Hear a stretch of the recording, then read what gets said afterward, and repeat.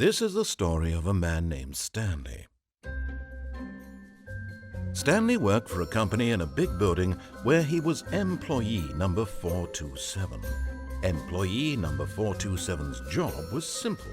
He sat at his desk in room 427 and he pushed buttons on a keyboard. Orders came to him through a monitor on his desk, telling him what buttons to push, how long to push them, and in what order. This is what employee 427 did every day of every month of every year. And although others might have considered it soul-rending, Stanley relished every moment that the orders came in, as though he had been made exactly for this job. And Stanley was happy. And then one day, something very peculiar happened. Something that would forever change Stanley. Something he would never quite forget. He had been at his desk for nearly an hour when he realized that not one single order had arrived on the monitor for him to follow. No one had showed up to give him instructions, call a meeting, or even say hi. Never in all his years at the company had this happened, this complete isolation. Something was very clearly wrong. Shocked, frozen solid, Stanley found himself unable to move for the longest time. But as he came to his wits and regained his senses, he got up from his desk and stepped out of his office.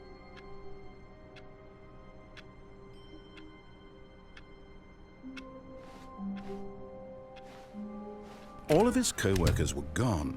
What could it mean? Stanley decided to go to the meeting room. Perhaps he had simply missed a memo.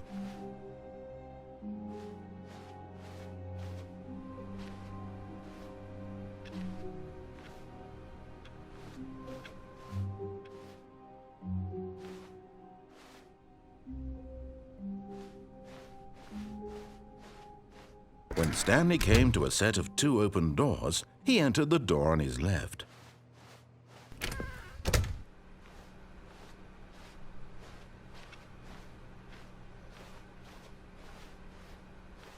Yet there was not a single person here either. Feeling a wave of disbelief, Stanley decided to go up to his boss's office, hoping he might find an answer there.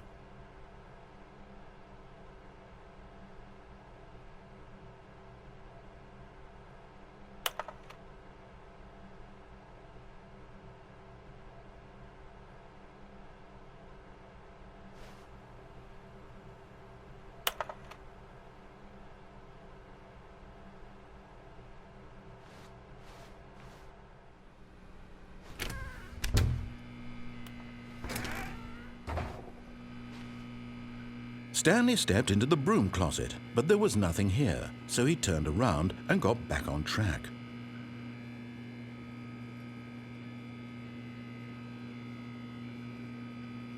There was nothing here, no choice to make, no path to follow, just an empty broom closet. No reason to still be here.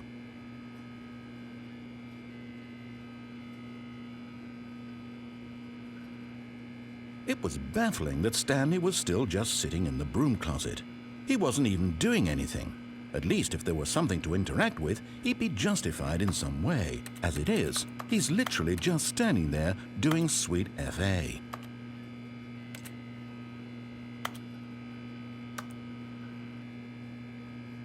Are you really still in the broom closet?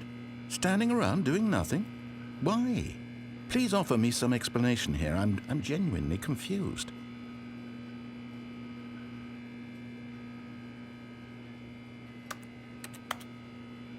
You do realize there's no choice or anything in here, right? If I'd said Stanley walked past the broom closet, at least you would have had a reason for exploring it to find out. But it didn't even occur to me because literally this closet is of absolutely no significance to the story whatsoever. I never would have thought to mention it.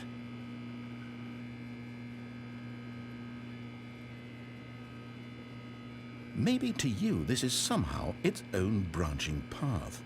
Maybe when you go talk about this with your friends you'll say, "Oh, did you get the broom closet ending? The broom closet ending was my favorite." I hope your friends find this concerning. Coming to a staircase, Stanley walked upstairs to his boss's office.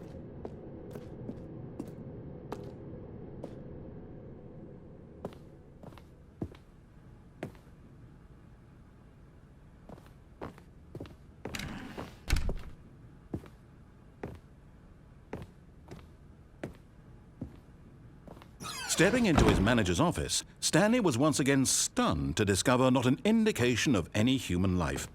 Shocked, unraveled, Stanley wondered in disbelief who orchestrated this, what dark secret was being held from him.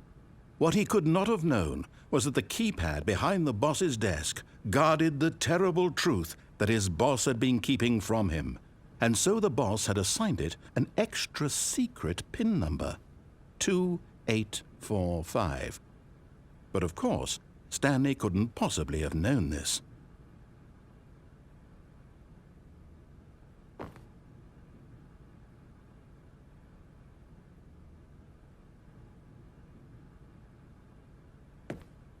Stanley just sat around twiddling his thumbs.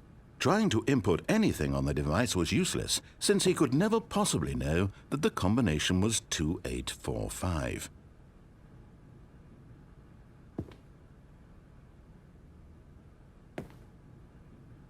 "2845.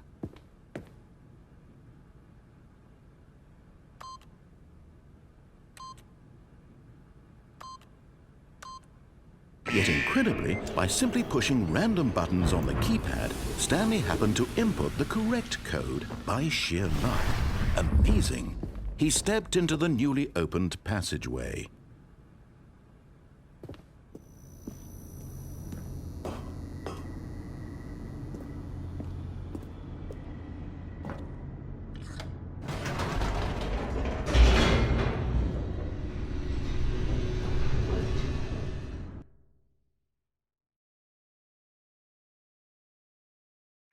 Descending deeper into the building, Stanley realized he felt a bit peculiar. It was a stirring of emotion in his chest, as though he felt more free to think for himself, to question the nature of his job. Why did he feel this now, when for years it had never occurred to him? This question would not go unanswered for long.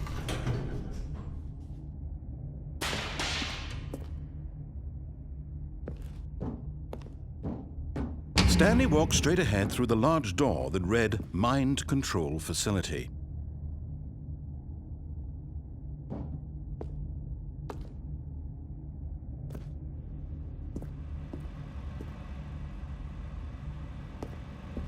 Although this passageway had the word Escape written on it, the truth was that at the end of this hall, Stanley would meet his violent death. The door behind him was not shut. Stanley still had every opportunity to turn around and get back on track. At this point, Stanley was making a conscious, concerted effort to walk forward and willingly confront his death.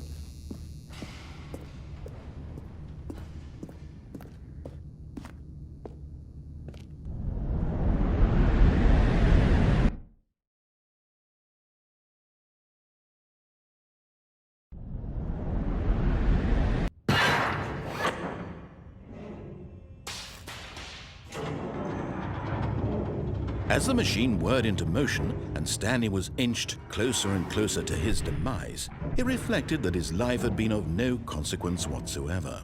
Stanley can't see the bigger picture. He doesn't know the real story, trapped forever in his narrow vision of what this world is. Perhaps his death was of no great loss, like plucking the eyeballs from a blind man. And so he resigned and willingly accepted this violent end to his brief and shallow life. Farewell, Stanley.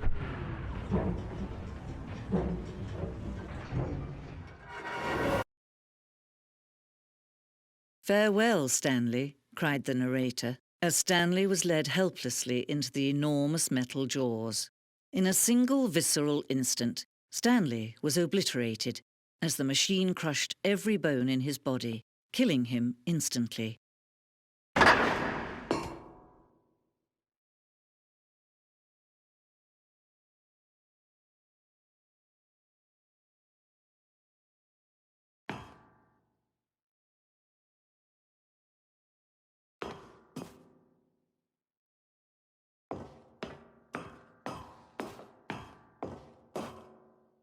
And yet it would be just a few minutes before Stanley would restart the game, back in his office, as alive as ever.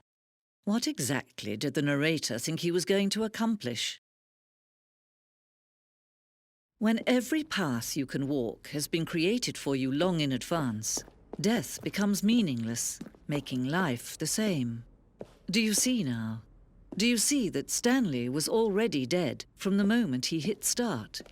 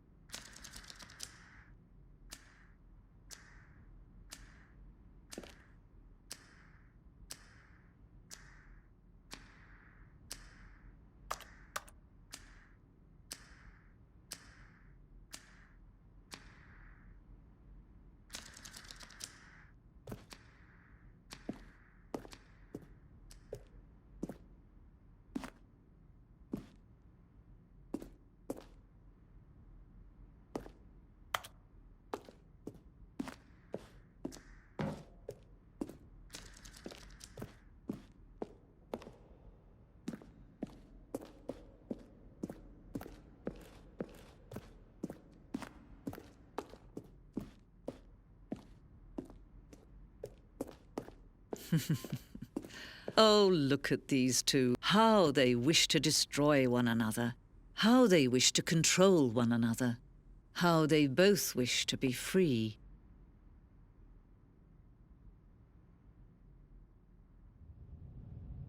Can you see? Can you see how much they need one another? No, perhaps not. Sometimes these things cannot be seen. But listen to me. You can still save these two. You can stop the program before they both fail. Turn off your PlayStation. There's no other way to beat this game. As long as you move forward, you'll be walking someone else's path. Stop now and it'll be your only true choice. Whatever you do, choose it. Don't let time choose for you. Don't let...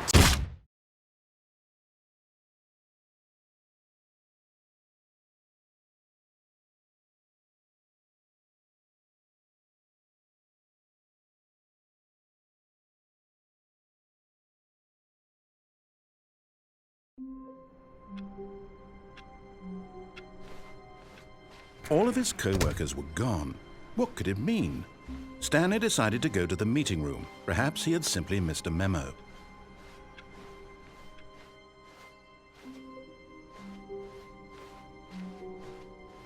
When Stanley came to a set of 2 open doors, he entered the door on his left. This was not the correct way to the meeting room, and Stanley knew it perfectly well. Perhaps he wanted to stop by the employee lounge first, just to admire it. Ah, yes, truly a room worth admiring. It had really been worth the detour after all, just to spend a few moments here in this immaculate, beautifully constructed room. Stanley simply stood here, drinking it all in.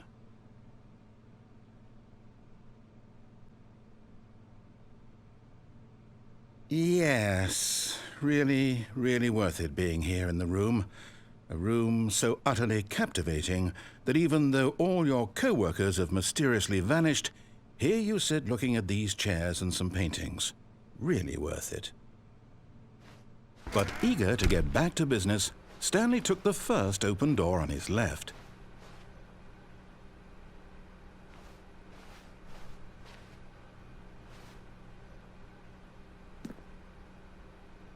Stanley was so bad at following directions, it's incredible he wasn't fired years ago.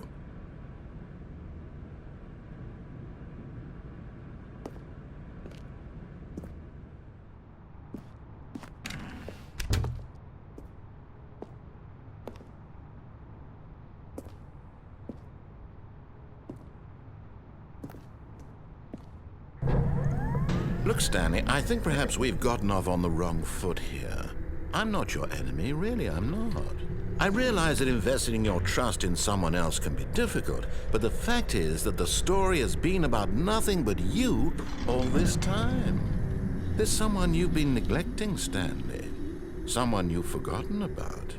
Please, stop trying to make every decision by yourself. Now, I'm not asking for me, I'm asking for her. This is it, Stanley. Your chance to redeem yourself, to put your work aside, to let her back into your life. She's been waiting.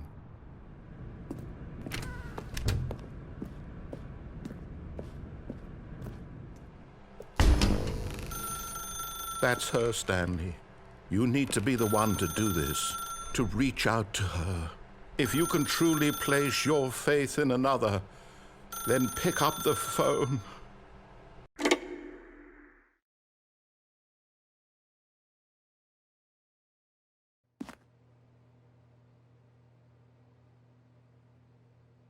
Oh, Stanley, is that you?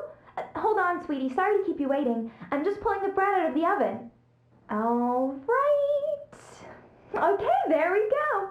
All right, now, I want you to come in and tell me all about your day.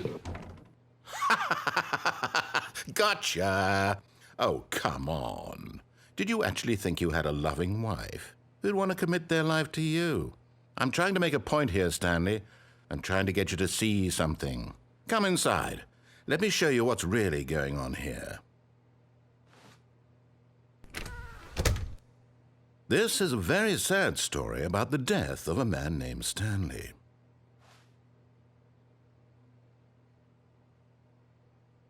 Stanley is quite a boring fellow.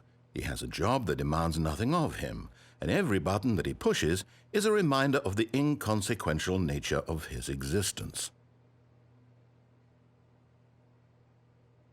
Look at him there, pushing buttons, doing exactly what he's told to do. Now he's pushing a button. Now he's eating lunch. Now he's going home. Now he's coming back to work. One might even feel sorry for him, except that he's chosen this life. But in his mind, he can go on fantastic adventures. From behind his desk, Stanley dreamed of wild expeditions into the unknown, fantastic discoveries of new lands. It was wonderful, and each day that he returned to work was a reminder that none of it would ever happen to him. And so he began to fantasize about his own job. First, he imagined that one day while at work, he stepped up from his desk to realize that all of his co-workers, his boss, everyone in the building had suddenly vanished off the face of the earth. The thought excited him terribly. So he went further. He imagined that he came to 2 open doors and that he could go through either. At last, choice. It barely even mattered what lay behind each door. The mere thought that his decisions would mean something was almost too wonderful to behold. As he wandered through this fantasy world, he began to fill it with many possible paths and destinations. Down one path lay an enormous round room with monitors and mind controls. And down another was a yellow line that weaved in many directions, and down another was a game with a baby. And he called it the Stanley Parable. It was such a wonderful fantasy, and so in his head he relived it again, and then again, and again, over and over, wishing beyond hope that it would never end, that he might always feel this free. Surely there's an answer down some new path, mustn't there be? Perhaps if he played just one more time. But there is no answer. How could there possibly be? In reality, all he's doing is pushing the same buttons he always has. Nothing has changed. The longer he spends here, the more invested he gets, the more he forgets which life is the real one. And I'm trying to tell him this, that in this world he can never be anything but an observer, that as long as he remains here, he's slowly killing himself. But he won't listen to me. He won't stop. Here, watch this. Stanley, the next time the screen asks you to push a button, do not do it.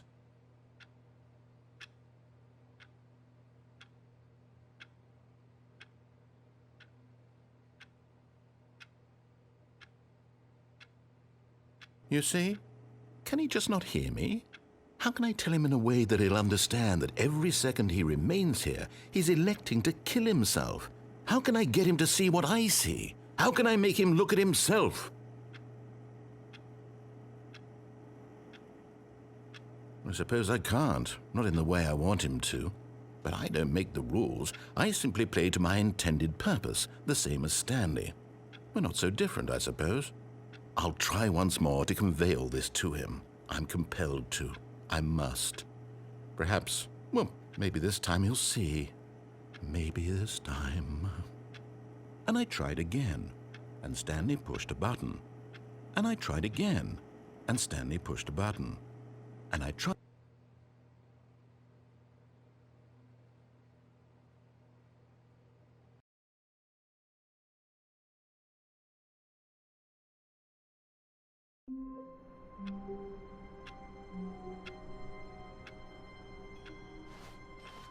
All of his co-workers were gone. What could it mean?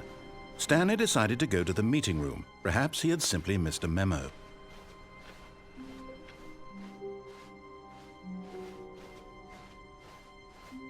When Stanley came to a set of 2 open doors, he entered the door on his left. This was not the correct way to the meeting room, and Stanley knew it perfectly well. Perhaps he wanted to stop by the employee lounge first, just to admire it. Wow, yes, this room. What a beautiful room. What a gorgeous, gorgeous room. Thank goodness Stanley had taken this detour on his way to the meeting room. Life without having experienced this room was now too horrible even to consider. But eager to get back to business, Stanley took the first open door on his left. And so he detoured through the maintenance section, walked straight ahead to the opposite door, and got back on track.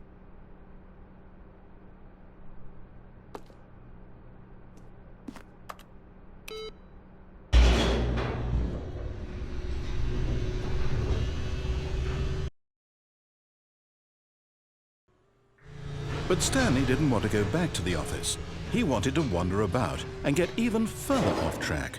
So now in order to get back, he needed to go, from here it's, left.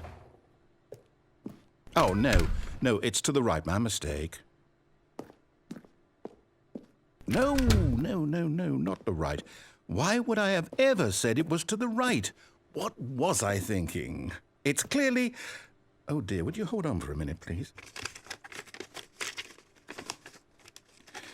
Now, let's see. We went down right, left, down, left, right. Yep, okay, yes. I've got it now. This story is absolutely, definitely this way.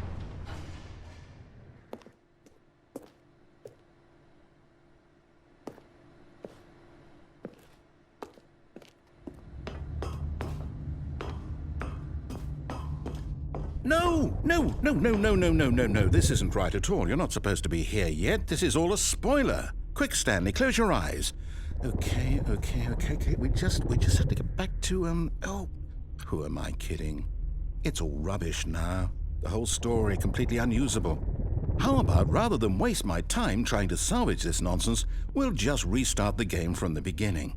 And this time, suppose we don't wander so far off track, Okay, from the top.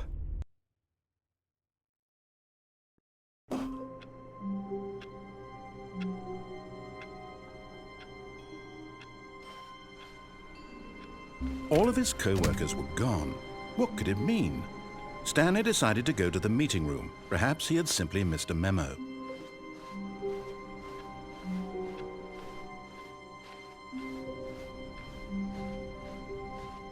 When Stanley... Wait, what? No, I restarted. I swear I definitely restarted the game over, completely fresh. Everything should be... Oh, did something change? Stanley, did you change anything when we were back in that room with all the monitors? Did you move the story somewhere or... Hold on. Why am I asking you? I'm the one who wrote the story. It was right here just a minute ago. I know for sure that it's here somewhere. Okay, then. It's an adventure. Come, Stanley. Let's find the story.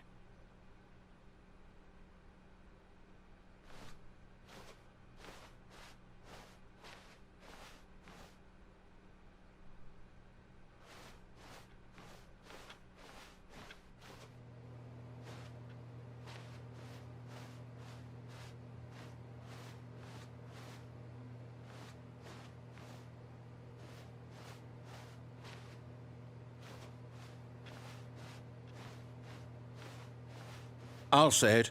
This is the worst adventure I've ever been on. I can promise you there definitely was a story here before. Do we need to restart the game again? Well, I find it unlikely that we'll ever progress by starting over and over again, but it's got to be better than this. Okay, let's give it a shot. Why not?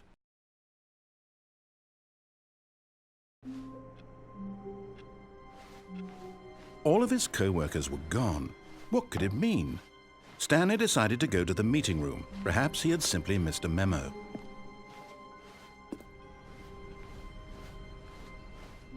Okay, yep, it's worse. I might be remembering this wrong. It's possible the story is back where we just came from. Why don't we go back the other direction and see if we missed anything?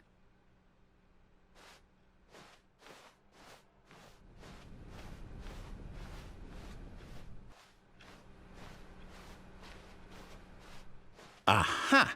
I knew we'd miss something. The story. Here it comes. No, wait, never mind. Not the story. Okay, let's head back the other way and retrace our steps.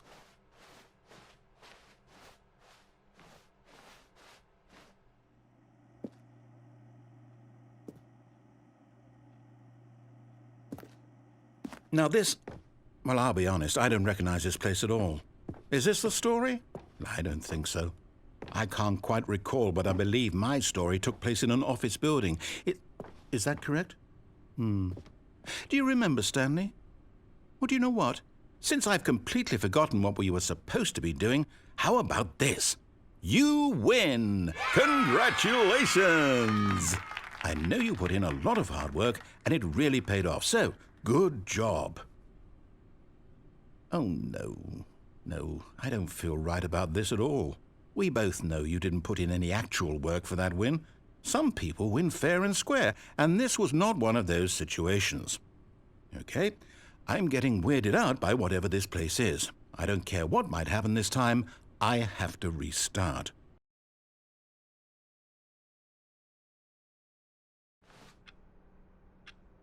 All right, I've got a solution. This time, to make sure we don't get lost, I've employed the help of the Stanley Parable Adventure Line. Just follow the line. How simple is that?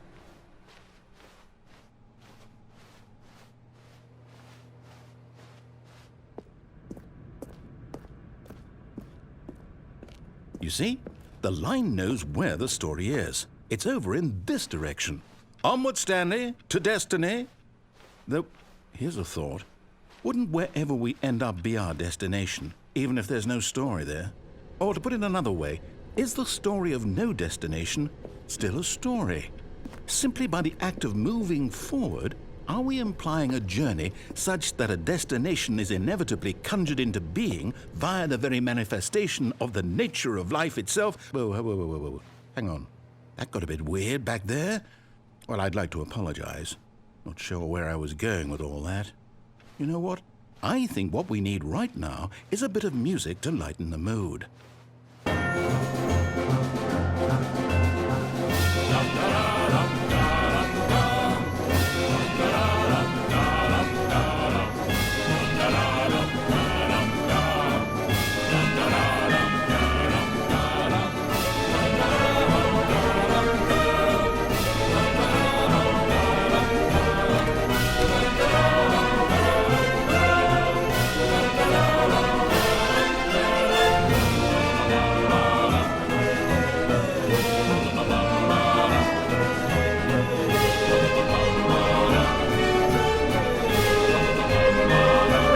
Cut the music, go back and look at that fern. Stanley, this fern will be very important later in the story. Make sure you study it closely and remember it carefully. You won't want to miss anything.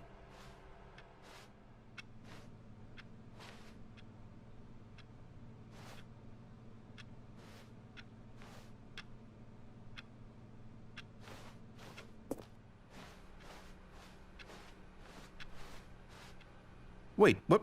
We're back at the office? No. Line, you do know we're looking for the Stanley Parable, right? The story? Is any of this ringing a bell? Oh, no, not again. Line, how could you have done this to us? And after we trusted you, after everything we've been through, you... Oh, I can't take this anymore. To hell with it. Restart.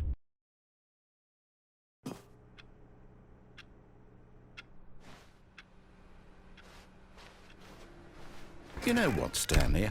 I say forget the adventure line. What's it ever done for us? We're intelligent people, right? Why can't we make up our own story? Something exciting, daring, mysterious. Ooh, this all sounds perfectly doable. Why don't we simply start wandering in, well, I don't know. How about this direction? Now, yes, this is exciting. Just me and Stanley forging a new path, a new story. Well, it could be anything. What do you want our story to be? Go wild. Use your imagination. Whatever it might be, Stanley, I'm ready for it. Oh, no, not you again. Stanley, I'd also like to veto the line from having any role in our awesome new story. No lines or monitor rooms. Just don't acknowledge it, and we should be fine.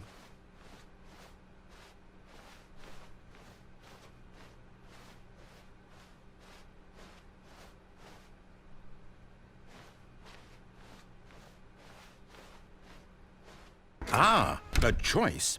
We get to make a decision. From here, the story is in our control. How important we mustn't squander the opportunity. In fact, I believe I need a minute to think here. Just walk in circles for a minute. Okay, so I know that each door has to lead somewhere, which means that somewhere at the place where we're trying to go, there must be a reverse door that leads here.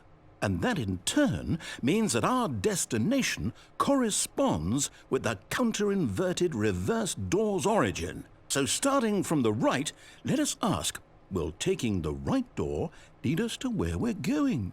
And since the answer is clearly yes, then by all accounts, the door on the right is the correct one.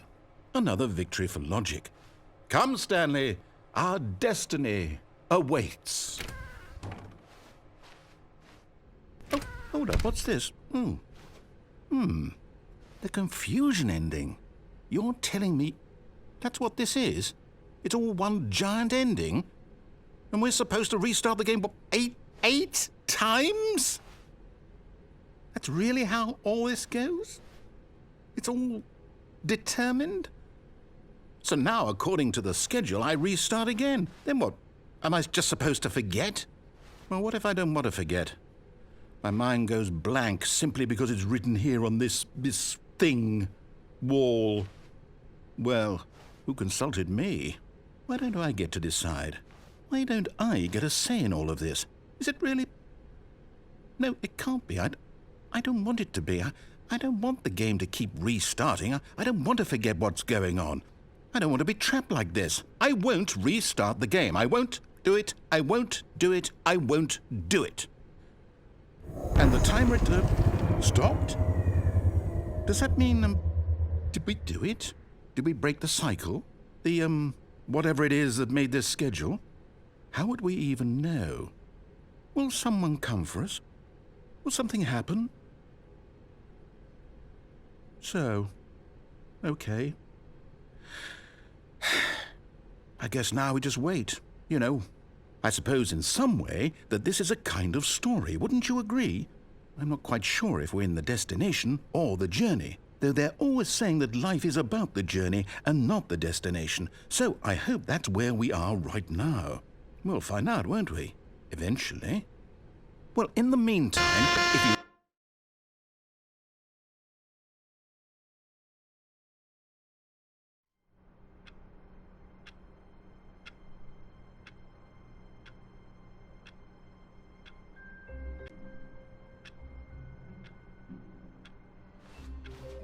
All of his co-workers were gone. What could it mean? Stanley decided to go to the meeting room. Perhaps he had simply missed a memo.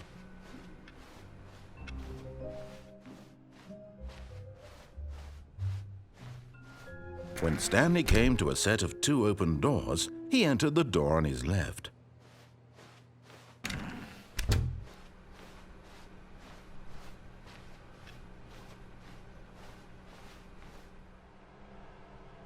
Yet there was not a single person here either.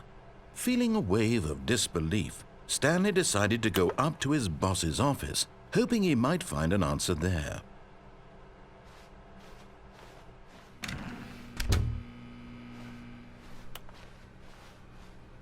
Coming to a staircase, Stanley walked upstairs to his boss's office.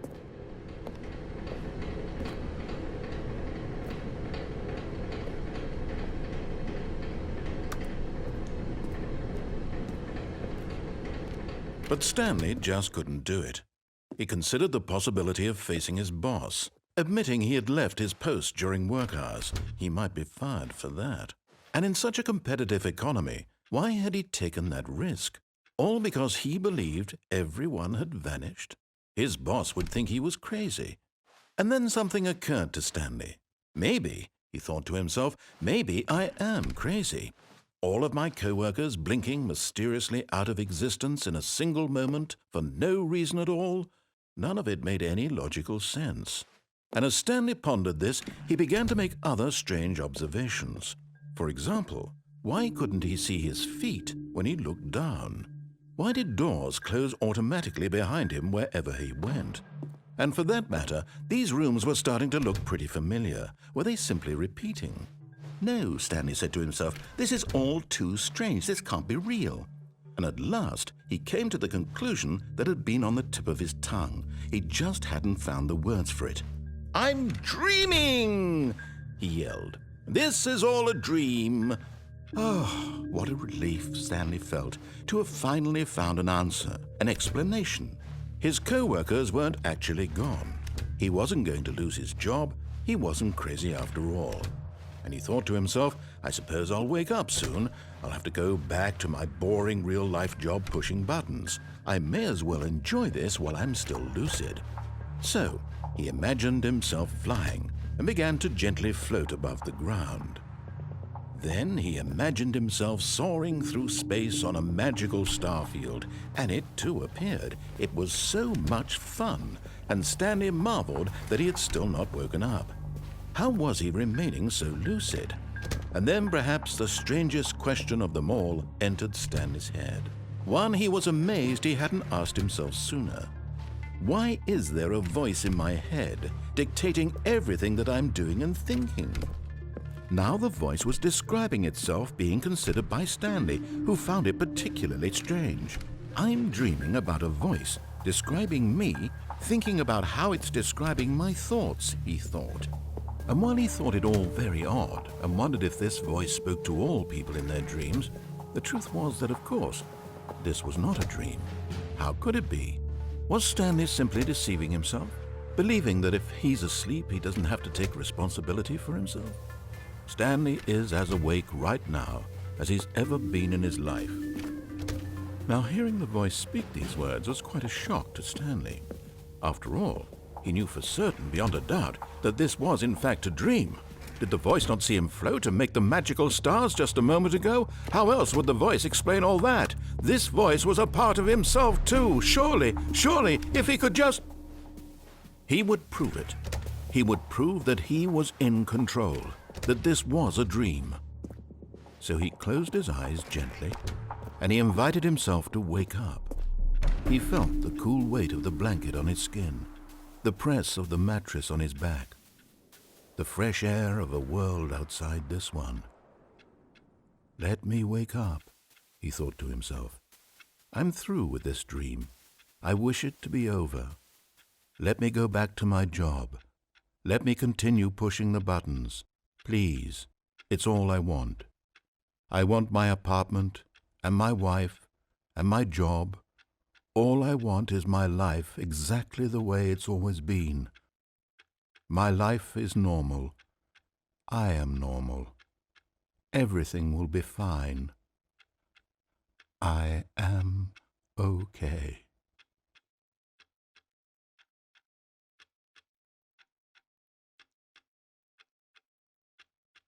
Stanley began screaming. Please, someone, wake me up. My name is Stanley. I have a boss. I have an office. I am real. Please, just someone tell me I am real. I must be real. I must be. Can anyone hear my voice? Who am I? Who am I? And everything went black.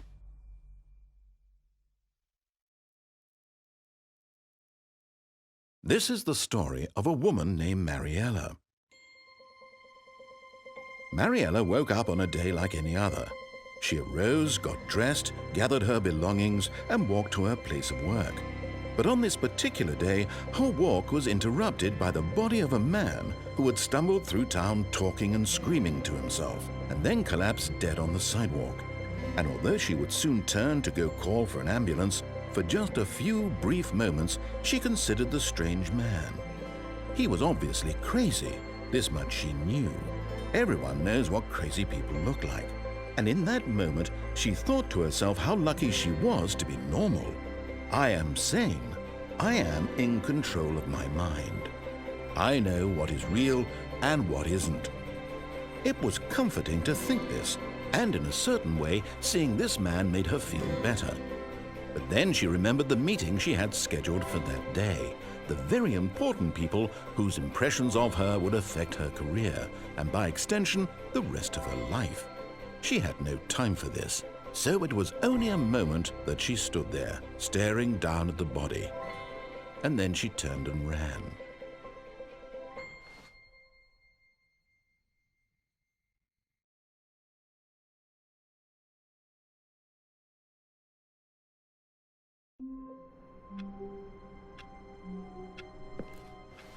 All of his co-workers were gone.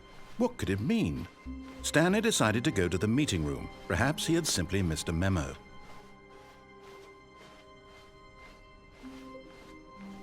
When Stanley came to a set of 2 open doors, he entered the door on his left.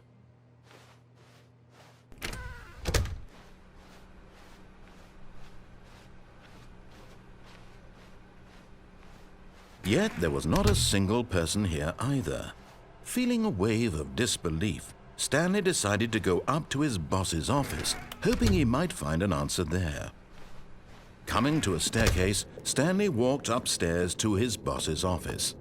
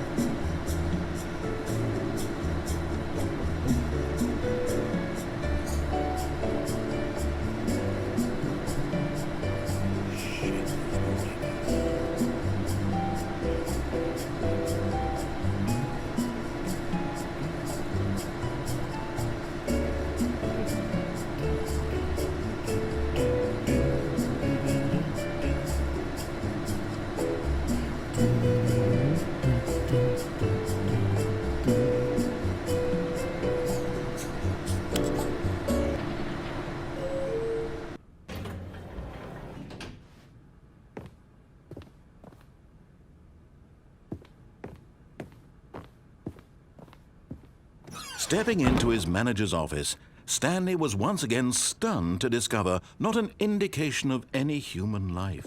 What could it mean? Stanley wondered aloud to nobody. He began wildly tearing through papers on the boss's desk, pulling books off the shelf, looking behind paintings, desperate for clues to his situation. But his attention was caught by a keypad behind the boss's desk. What could its purpose be? In fact, this keypad guarded the terrible secret that lay buried below his feet. And so the boss had assigned it an extra secret PIN number, 2845. But of course, Stanley couldn't possibly have known this. Yet incredibly, by simply pushing random buttons on the keypad, Stanley happened to input the correct code by sheer luck. Amazing. He stepped into the newly opened passageway.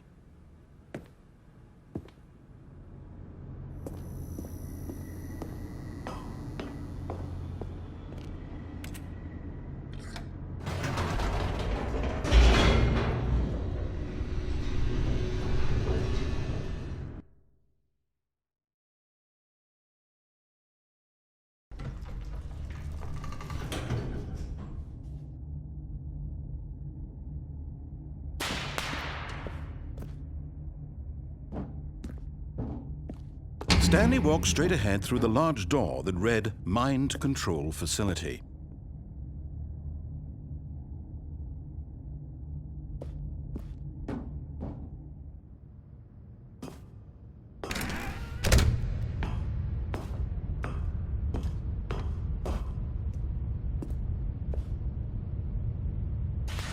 The lights rose on an enormous room packed with television screens.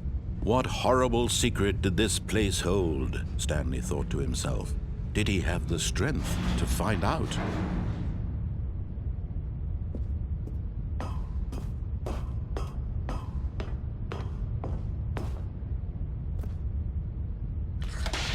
Now the monitors jumped to life, their true nature revealed. Each bore the number of an employee in the building, Stanley's co-workers. The lives of so many individuals reduced to images on a screen, and Stanley, one of them, eternally monitored in this place where freedom meant nothing.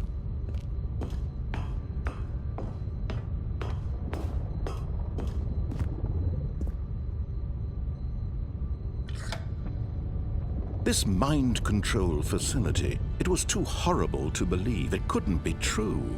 Had Stanley really been under someone's control all this time? Was this the only reason he was happy with his boring job? That his emotions had been manipulated to accept it blindly?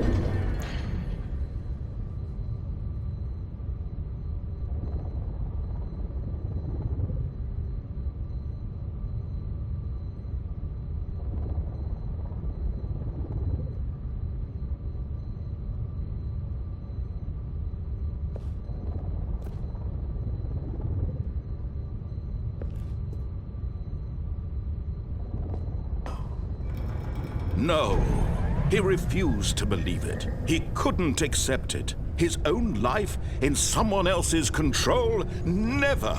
It was unthinkable, wasn't it? Was it even possible? Had he truly spent his entire life utterly blind to the world? But here was the proof. The heart of the operation. Controls labeled with emotions. Happy or sad or content. Walking, eating, working. All of it monitored and commanded from this very place. And as the cold reality of his past began to sink in, Stanley decided that this machinery would never again exert its terrible power over another human life. For he would dismantle the controls once and for all.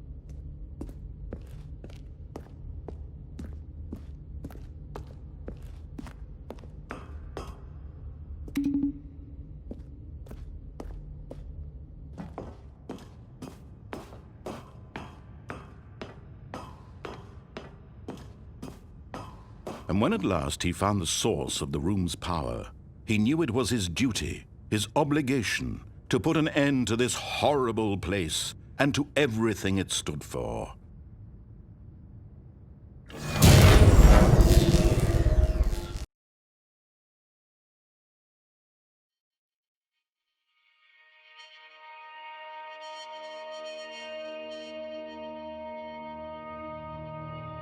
blackness and a rising chill of uncertainty. Was it over? Yes!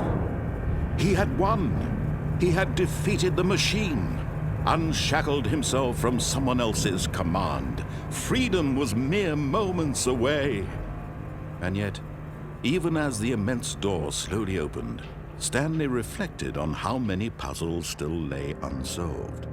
Where had his co-workers gone? How had he been freed from the machine's grasp? What other mysteries did this strange building hold? But as sunlight streamed into the chamber, he realized none of this mattered to him, for it was not knowledge or even power that he had been seeking, but happiness. Perhaps his goal had not been to understand, but to let go. No longer would anyone tell him where to go, what to do, or how to feel. Whatever life he lives, it will be his. And that was all he needed to know. It was perhaps the only thing worth knowing. Stanley stepped through the open door.